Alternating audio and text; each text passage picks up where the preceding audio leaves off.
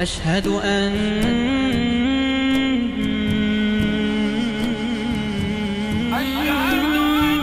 محمد رسول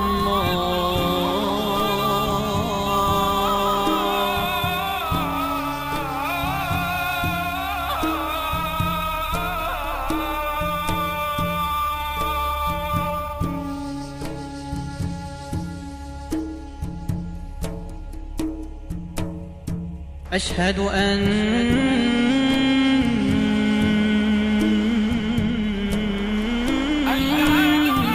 عليا ولي الله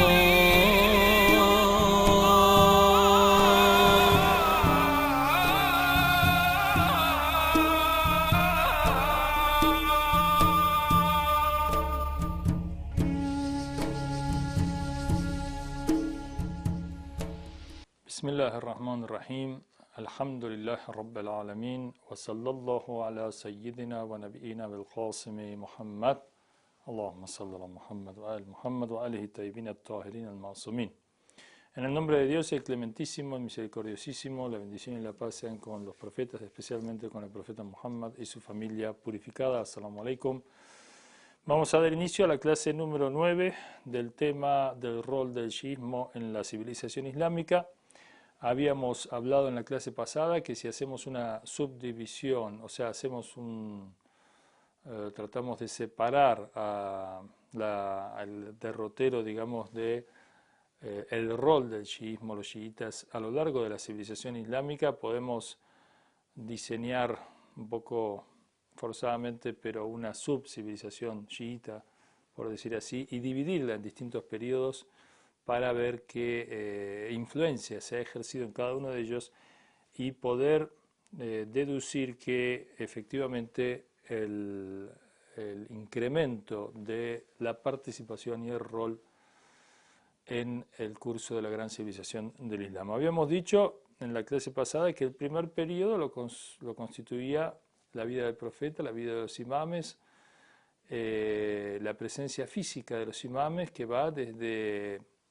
Bueno, pensemos que Ali ibn Abi Talib, alayhi salam, el primer imam, acompaña al profeta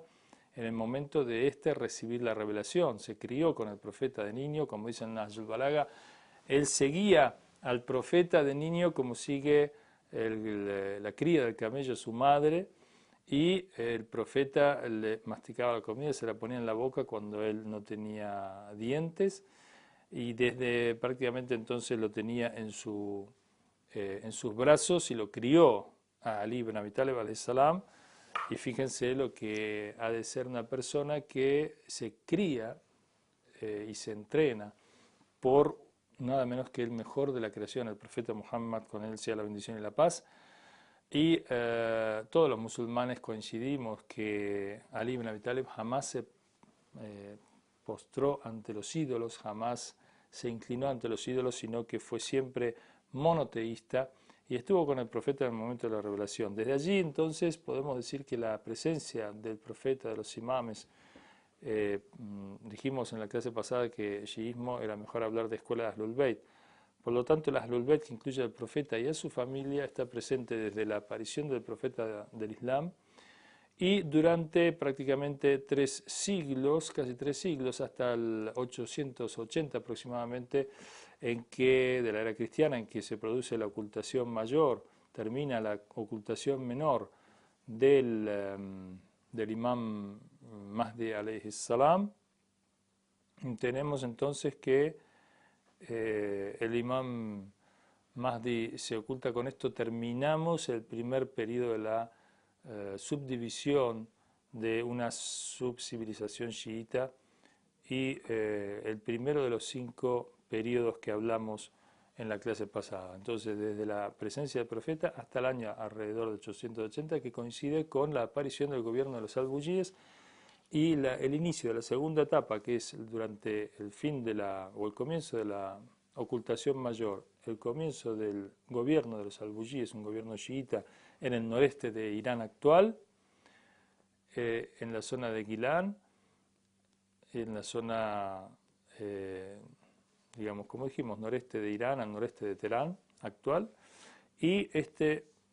gobierno se va a extender hasta aproximadamente al 950 de la era cristiana. Luego allí va a comenzar un nuevo periodo que después vamos a ver.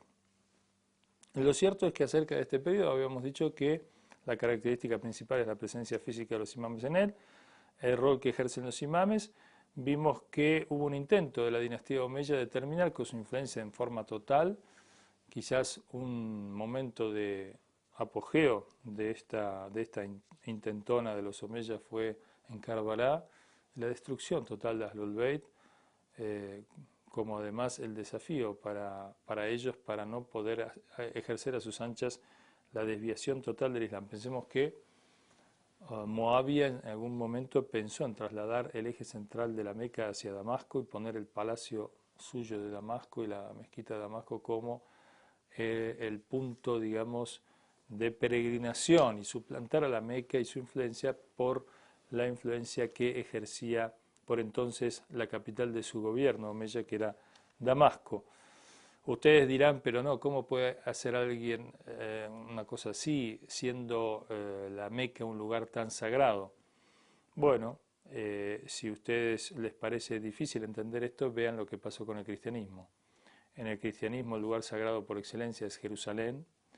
y sin embargo los romanos, bajo el imperio romano, se trasladó, y con la ayuda de algunos como probablemente aquellos que fueron, digamos, volcando la interpretación cristiana hacia una postura más afín con la visión que imperaba en la cultura griega y romana de entonces, lograron que finalmente el eje espiritual se traslade a Roma, y siendo que Roma había sido la capital del imperio enemigo de Jesús, sin embargo, por influencias políticas y a lo largo de unos siglos, terminó trasladándose la capital espiritual del cristianismo a Roma, a pesar de que, por supuesto, el cristianismo ortodoxo no está de acuerdo con ello y el cristianismo protestante tampoco. Sin embargo, es un hecho histórico que ha ocurrido. Y así hubiera ocurrido también con el Islam, a no ser por la influencia de los imames, que es nuestro tema, y por los sucesos de Karbala, el martirio de Karbala, el enfrentamiento tan cruel por parte de Yazid al imam Hussein, marca efectivamente un despertar de las conciencias del mundo islámico ante semejante crimen cometido por las tropas leales al califa Yazid en la zona de Karbala, en el sur de Irak, y entonces eso va a provocar toda una serie de levantamientos posteriores para, digamos, vengar y para hacer valer los derechos de Ahlul Bayt, y varios movimientos que van a ir minando también las fuerzas omeyas, tanto por su corrupción interna como por estos levantamientos de los que estamos hablando, y finalmente los abásidas también con la consigna de la satisfacción, de lograr la satisfacción de la familia del profeta y vengar la muerte que le ocasionaran los omeyas, se va a levantar, aunque después ellos también, como vamos a ver, se van a desviar de la obediencia a Ahlul Bayt, que es una orden coránica, y van a caer también en una desviación en torno a este tema. Con respecto a este periodo, dijimos que el momento crucial en que este periodo toma fuerza, digamos, y se pone por escrito todo el bagaje doctrinario del chiismo es durante el periodo del imam Ja'far Sadiq alayhi salam. El imam Ja'far Sadiq ejerció libremente, digamos, en un periodo de enfrentamiento entre omeyas y abásidas, la posibilidad de extender los conocimientos islámicos. Este periodo en el que vive el imam Ja'far Sadiq alayhi salam, en el 700 aproximadamente,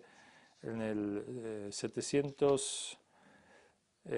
como dijimos antes, 740 a 754 va a ser su mayor momento de influencia y de enseñanza. En el 770 va a ser martirizado, pero por supuesto él nació después de los años 700, no sé, ahora no recuerdo bien la fecha, y va a poner por escrito, como dijimos a lo largo de la transmisión de hadices, todas las ciencias y sabidurías proféticas, de modo que la escuela de chiita va a llevar su nombre, la escuela Ja'farí,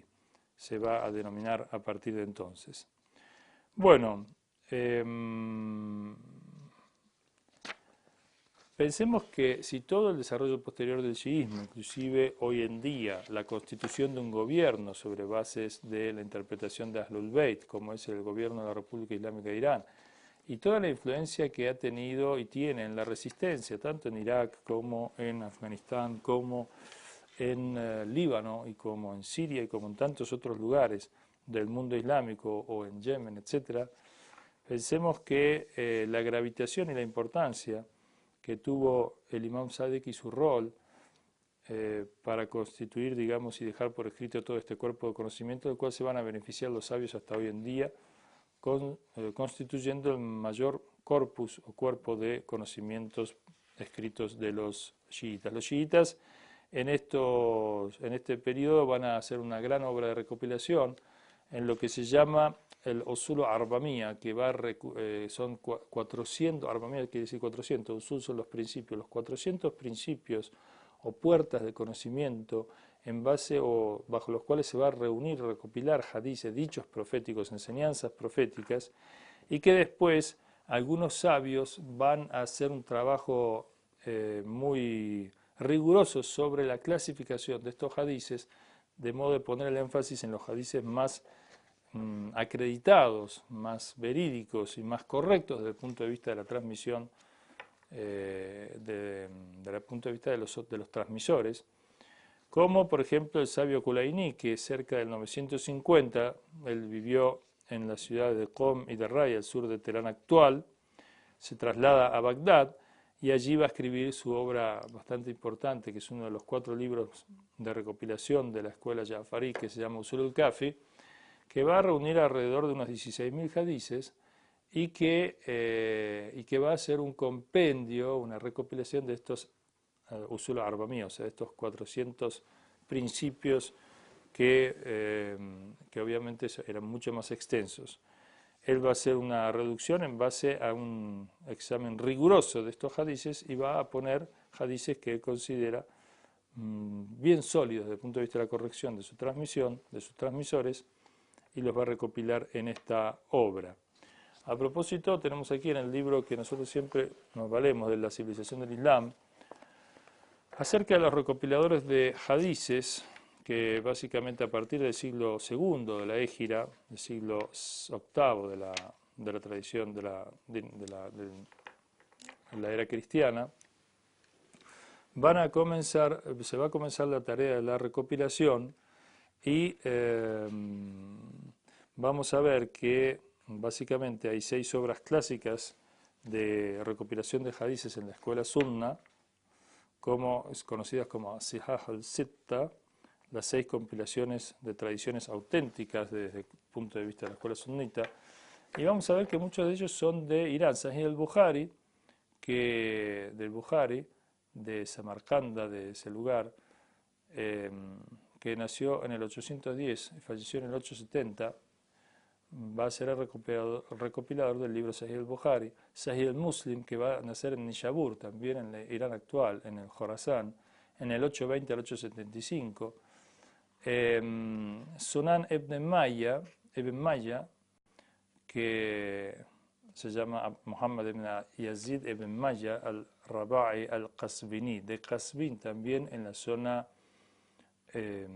oeste de Teherán actual, en Irán. Y después, bueno, Tirmidhi, Nasai y Sunan Abu Daud, ellos son los recopiladores, los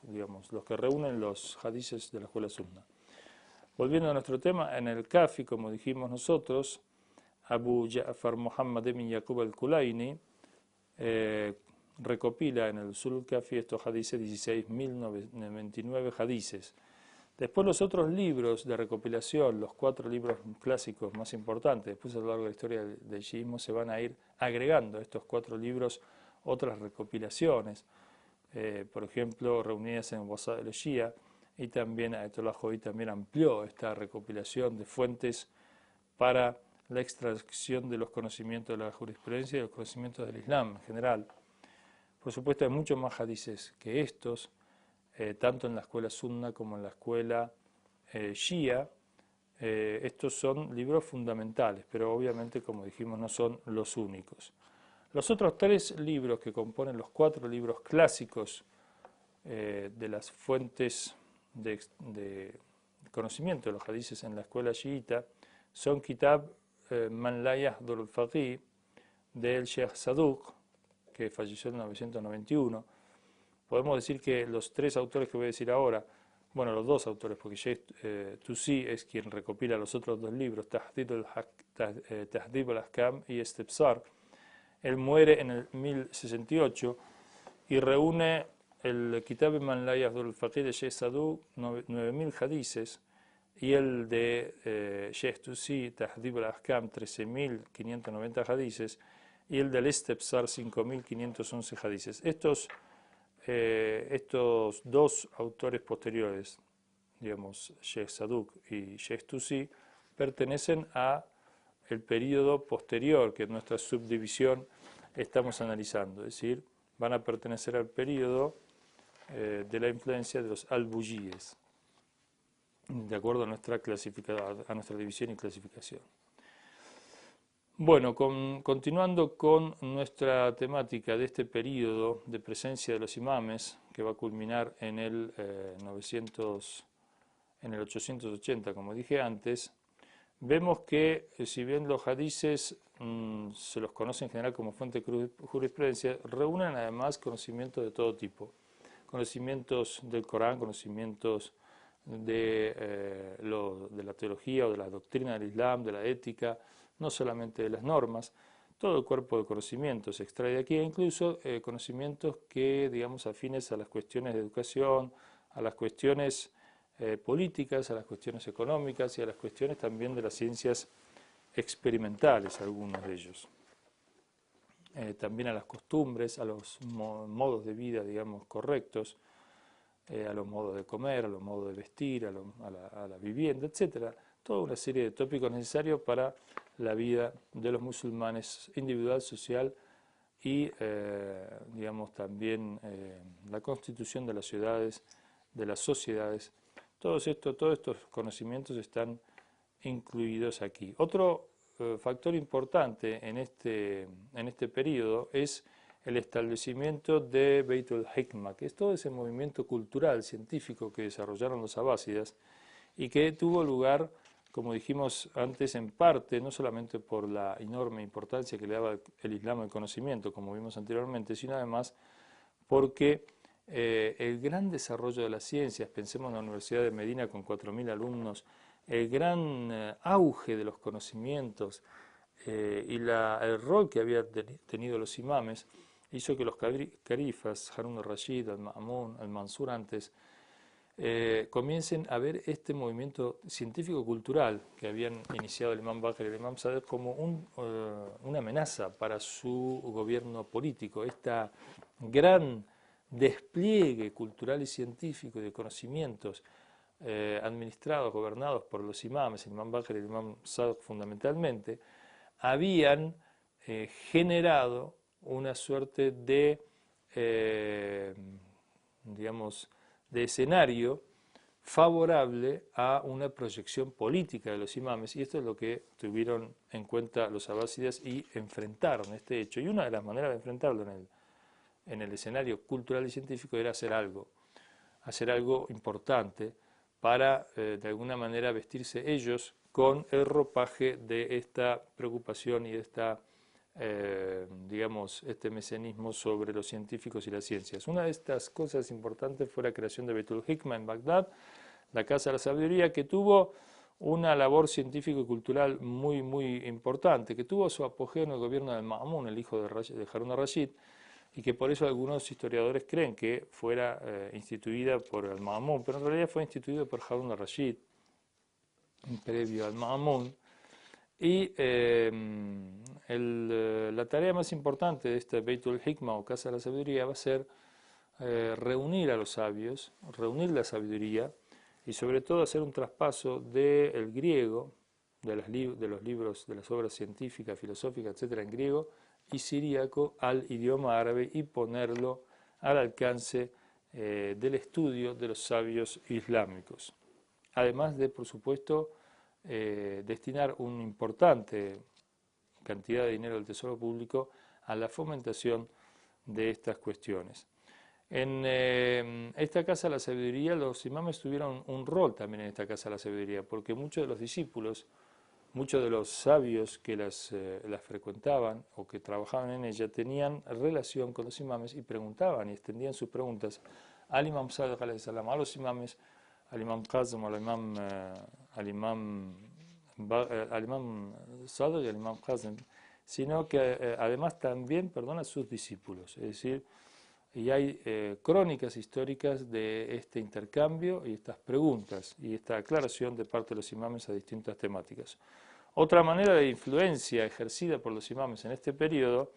es en algunas ciencias, como por ejemplo en la gramática, que Abul Aswad Dawaili era discípulo de Imam Ali alayhi salam y el imam le enseña a él las reglas de la gramática del idioma árabe, ¿no? Pensamos que los árabes no tenían por entonces, hasta la aparición del Islam, digamos, por escrito las reglas y metodológicamente y sistemáticamente reunidas las normativas de la gramática. El que comienza con ello es el Imam Ali alayhi salam, que divide la palabra árabe en nombre, en verbo y en partícula, y allí comienza, digamos, a desarrollar la gramática. Luego, también en la métrica de la poesía, el conocimiento de la ciencia de la poesía, el Farahdi también tuvo influencia de los imames. Y en morfología, por ejemplo, en la ciencia de morfología, Muslim al-Harar, que vivió en la época de Abdul Malik ibn Marwan, también, de acuerdo al Sheikh Mufid, en su obra Al-Irshad, que recopila la vida de los imames, los 12 imames, llama a Muslim al-Harrar, lo llama el sheikh de los discípulos del imam Sadiq alayhi salam. Lo mismo también en otras disciplinas como la química, la astronomía, la geografía, la biología, el estudio de la etimología de las palabras. De estos sabios, una de las fuentes para estudiar sobre su vida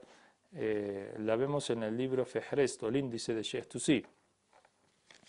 Bueno, sobre este periodo nosotros queríamos brevemente decirle una anécdota en honor al imam Sadiq alayhi salam como la figura principal por la libertad de la que gozó, no principal, sino principal en la constitución del cuerpo de conocimientos por escrito del shiismo, del cual se van a nutrir a posteriori todos los chiitas hasta el día de hoy, hasta la aparición del imam Mahdi alayhi salam, que Allah apresure su venida. Abu Hanifa narra que yo no he visto persona más sabia que Ja'far ibn Muhammad, o sea, el imam Ja'far. Abu Hanifa fue discípulo directo y se benefició directamente del imam Sadiq alayhi salam. Los 4 imames de las escuelas sunna de jurisprudencia, todos ellos se nutrieron directa o indirectamente, digamos, por ser discípulos de los discípulos directos del imam como Abu Hanifa y Malik, el imam Malik, del imam y Shafi y Ahmad ibn Hanbal indirectamente se nutrieron de estos, por lo cual todos bebieron de la fuente del imam Ja'far Sadiq, de quien Abu Hanifa dijera: no he visto persona más sabia que él. Y también dijo: si no fuera por los 2 años que estuve con el imam Ja'far Sadiq, yo no tendría, digamos, habría sido destruido Nu'man, o sea, habría sido destruido mi persona. Abu Hanifa no tendría conocimiento. Voy a decir una breve anécdota a modo para finalizar, y la clase que viene, inshallah, vamos a ver algunos hadices del imam Sadiq también en honor a él, y vamos a ver sobre algunos pensadores importantes de este periodo que acabamos de concluir, como ser, por ejemplo, el filósofo Al-Kindi, el primer filósofo árabe, Shia, y Al-Farabi también, 2 personalidades, Al-Farabi llamado el segundo maestro. Con respecto a la anécdota entonces de cierre, decimos brevemente que Mansur, en un momento, el califa abásida reunió a Abu Hanifa y al Imam Sadiq alayhi salam y le dijo a Abu Hanifa que se prepare y prepare preguntas muy difíciles para plantear en la corte al Imam Jafar Sadiq y ver la manera de poder desprestigiar al imam, tomándolo así por sorpresa e impidiendo que él pueda, digamos, mostrarse como una persona tan sabia y de alguna manera menguar su influencia en el campo de las ciencias y el conocimiento que tanto auge para entonces había tenido. Los reúne, dice Abu Hanifa en el libro Jam' Masanid ibn Hanifa y en Tadhkirat al-Hufaz. En estos dos libros está reunida esta anécdota, donde Abu Hanifa se presenta y dice: jamás me había pasado ante la presencia del Mansur y el califa de la época, que yo quede tan impresionado y tan, afectado por la presencia de una persona fuera del califa. Nunca me había pasado con el califa una cosa así, nunca me había pasado con nadie una cosa así, pero en esta oportunidad que lo vi al Imam Jafar Sadiq alayhi salam sentado frente al Mansur, realmente me quedé muy impresionado por su presencia. Y el califa le dijo que se siente, el imam le dijo si quería preguntar y comenzó a preguntarle 40 preguntas muy difíciles que había preparado de antemano. Y la anécdota sostiene que el Imam Sadiq alayhi salam no solamente le contestó las preguntas, sino que le dijo: tú dices así, la gente de Medina dice así, la gente de Kufa dice así, la gente de Basra dice así, y nosotros los imames decimos así. A veces concordamos, a veces no, y exponiendo cada una de las razones por las que él daba a conocer el juicio correcto desde el punto de vista de la jurisprudencia del shiismo, por lo cual en esta oportunidad también Abu Hanifa testimonió de que realmente la persona más sabia era el Imam Sadiq. También el Imam Malik sostuvo esto, que no vio persona en Medina más sabia que el Imam Sadiq alayhi salam. Y inshallah, si tuviéramos tiempo, podríamos ver, Dios mediante, en la clase que viene, algunos dichos más sobre el Imam Sadiq, a quien el profeta dijo: cuando nazca póngale Sadiq, el veraz. Y el imam efectivamente realizó este nombre en su persona por ser tan veraz en sus dichos y en sus acciones, es decir, aquello que decía concordaba con lo que hacía. Assalamu alaikum wa rahmatullahi wa barakatuh. Inshallah, en la próxima clase vamos a ver el periodo siguiente, el periodo de los albuyíes y la influencia de los chiitas en él. Assalamu alaikum wa rahmatullahi wa barakatuh.